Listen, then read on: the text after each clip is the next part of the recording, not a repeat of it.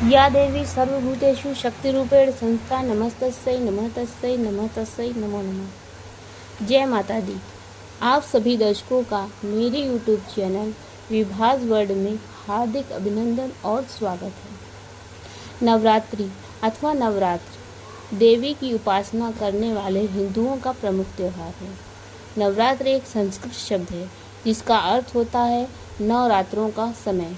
इन 9 रात्रों और 10 दिनों में शक्ति रूपी देवी की पूजा की जाती है।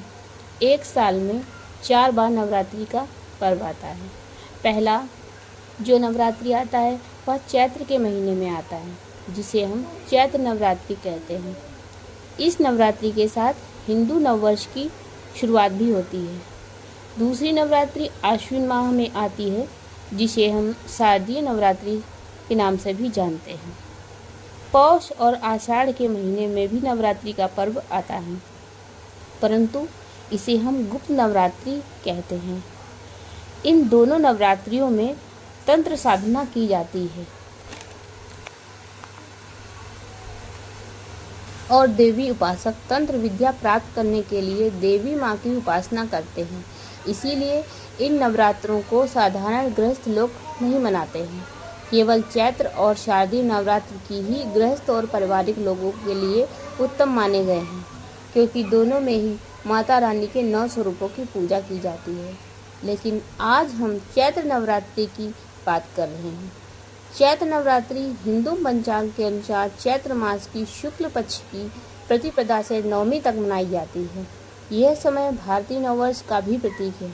ऐसा माना जाता है कि इस समय ब्रह्मांड में सकारात्मक ऊर्जा का संचार होता है और माँ दुर्गा की कृपा से संपूर्ण वातावरण शुद्ध और ऊर्जावान हो जाता है।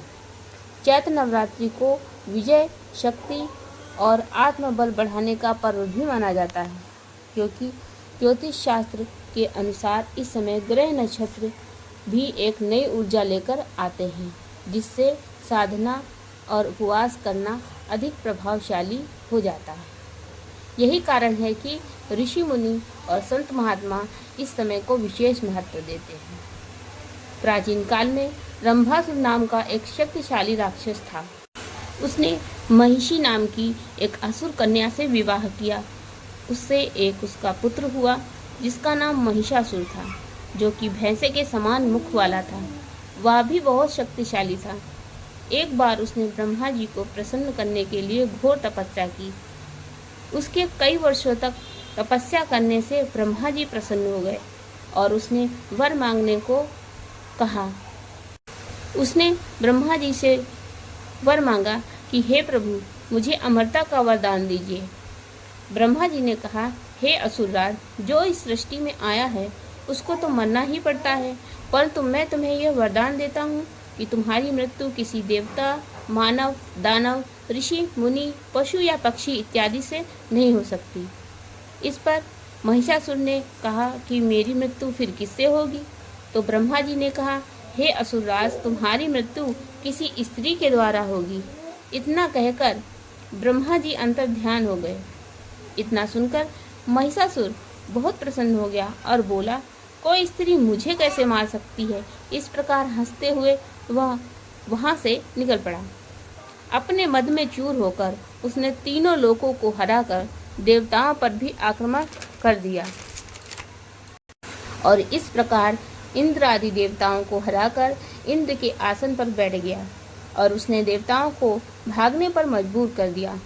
तब सब देवता भगवान शिव और विष्णु जी के पास गए। यह सुनकर उन्हें बहुत आश्चर्य हुआ और महिषासुर के संहार के लिए उन्होंने अपने तेज से एक ज्योतिपुंज का निर्माण किया। बाद में अन्य समस्त देवताओं ने भी अपना अंश मिलाया। जब वह ज्योतिपुंज एक आकृति के रूप में परिवर्तित हो गया, जो कि माता शक्ति के रूप में परिवर्तित हुआ, बनकर प्रकट हो गया, तब सभी देवताओं ने माता शक्ति जगदम्बा का आवाहन किया और देवताओं की प्रार्थना सुनकर माता रानी ने चैत्र प्रतिपदा के दिन से लेकर नवमी तक अपने अंश से 9 रूपों को प्रकट किया। तभी से इस समय को चैत्र नवरात्रि के नाम से जाना जाता है। इस प्रकार तब सभी देवताओं ने माँ जगदम्बा को अपने अपने अस्त्र शस्त्र दिए जिससे माता शक्ति संपन्न हो गई और कुछ समय तक उपासना करने के बाद माता रानी ने आश्विन माह की प्रतिपदा के दिन महिषासुर पर आक्रमण कर दिया और महिषासुर के साथ माता जगदम्बा का घोर युद्ध हुआ, जो कि 9 दिनों तक चला। 9 दिन के बाद 10वें दिन माता ने उसका वध कर दिया। इन 9 दिनों की जो नवरात्रि होती है उसे हम शारदीय नवरात्रि कहते हैं। इस प्रकार ये कथा चैत्र नवरात्रि से प्रारंभ होती है और शारदीय नवरात्रि पर समाप्त होती है। चैत्र नवरात्रि के 9वें दिन भगवान विष्णु ने पृथ्वी पर भगवान श्री राम के रूप में जन्म लिया। इस प्रकार नवरात्रि के 9 दिनों में माता के 9 स्वरूपों की पूजा की जाती है।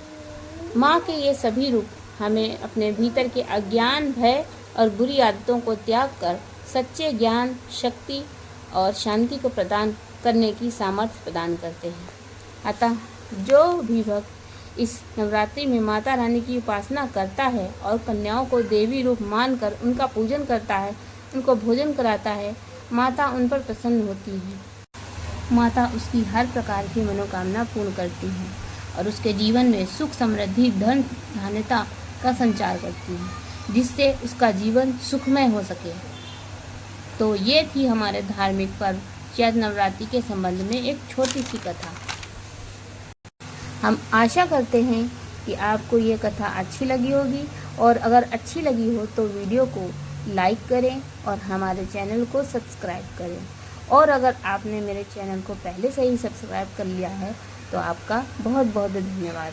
जय माता दी।